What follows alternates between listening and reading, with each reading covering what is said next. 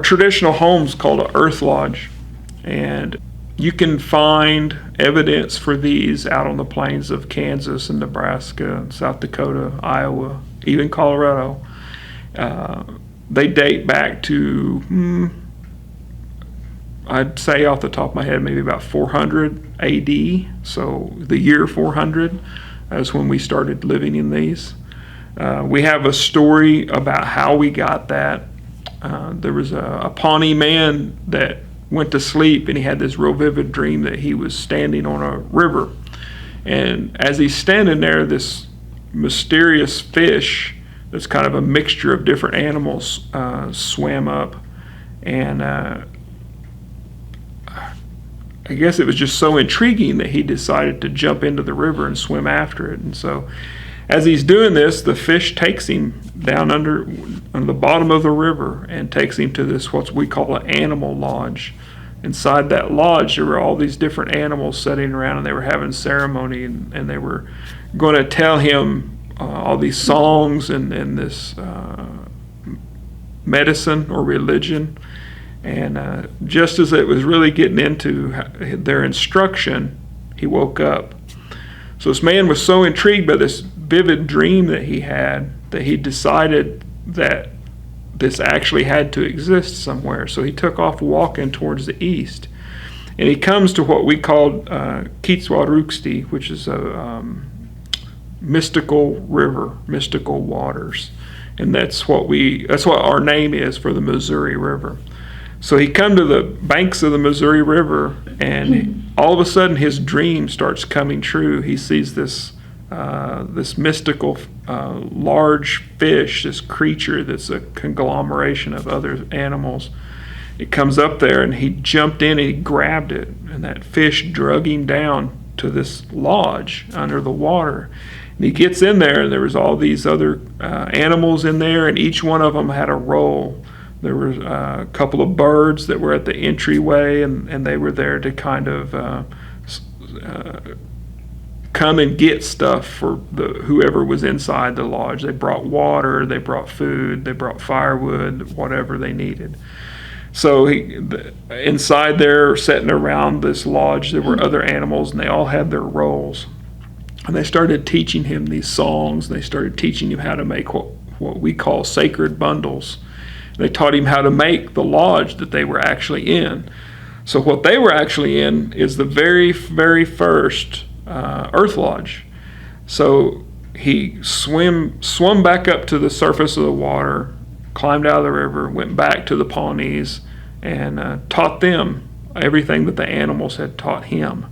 So that's where we got our sacred bundles from. That's where we got our architecture to build a Earthlodge. And so by looking at archaeology, like what I was just saying, that we know that they're 400 years AD or even maybe slightly older. So that story that I was just telling you is nearly 2,000 years old, and it's been passed down and passed down.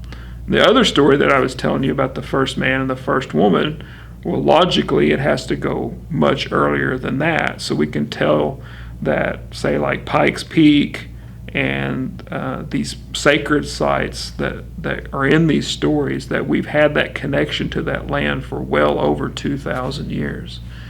And it helps to, like, I don't know, it builds pride in you to know that you've got that connection with a physical place for such a long time. So these Earthlodges, if you probably find one on Google or something like that. They're basically made up of it's like a post, and then it has beams in it, and these beams are made out of trees or tree limbs. The posts are usually the whole trunk of a tree. So when you're looking at a really straight tree and it comes out and then it branches out into two, we would cut those right where that branches out so that you have this Y knock. And those become the main posts for that Earthlodge. And then we lay other trees into those knocks, and other posts on the outer edge, and then branches that come in from the outside to that central post area, and that would make the roof. And then the entryway generally always faces the east. Some not like somebody was standing there with a compass. So it's just in what you could assume was the east. And that all ties back into the origin story that I was telling you. So in the evening, if you've laid out your Earthlodge and it's facing towards the east, in the evening when the morning star starts rising above the horizon with the night sky, his light shines through that entryway and it goes all the way across to the west side of the Earthlodge. And on the west side of that Earthlodge was this little raised platform that was called a wihadu. And on that wihadu was usually like a buffalo skull. And every time that you eat, every time that you want to pray for somebody that's sick or something like that, you would go over and you might leave a little bit of food, you might leave a little bit of tobacco, you might even just leave some water right there. And you put it there on that wihadu with that buffalo skull. And then above it, hanging from the rafters, was usually one of these sacred bundles. And that whole area, buffalo, remember the origin story, that evening star brought us corn and brought us buffalo. So if you're taking food over there and you're leaving it with that buffalo skull, you're kind of leaving a little blessing, a little offering to evening star. And then she will look after. So the Earthlodges were very important to our culture.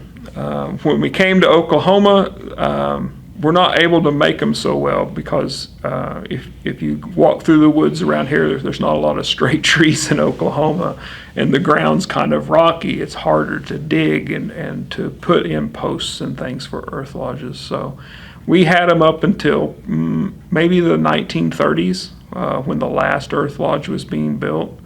And so ever since then, we've just relied on kind of modern construction. So if you ever have a chance, you come to Pawnee, where we have a lot of our ceremonial dances. We have them in what we call a roundhouse. And that roundhouse is a reflection of that Earthlodge. It's kind of laid out in the same way. It has an entryway that faces towards the east. There's a lot of symbolism, so much in how it's built, but in how we've decorated it, painted it, put designs on it. It reflects back to our connection with the stars, our connection with Mother Corn, our connection with the buffalo, connection with the earth. There's a separate building way over here that you have to go to on one day a week. When our old Pawnee ways, all those things were inseparable. Your house was a reminder of your religion, a reminder of your even your politics.